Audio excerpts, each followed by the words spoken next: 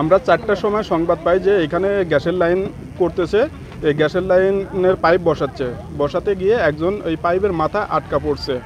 পরে আমরা ঘটনাস্থলে এসে এখানে শুনতে পাই যে একজন আটকা পড়ছে, তার বডিটুকুর নিচের টুকু বালির উপর চাপা পড়ছে এবং উপরের টুকু পাইপের ভিতর আছে। পরে আমরা এখানে আসার পরে এক্সকাভেটর দিয়ে এখান থেকে মাটি কেটে পরে তাকে আমরা জীবিত উদ্ধার করছি। আমাদের প্রায় 2 ঘন্টা সময় লাগছে। পরে আমরা তাকে হাসপাতালে প্রেরণ করছি। ধন্যবাদ।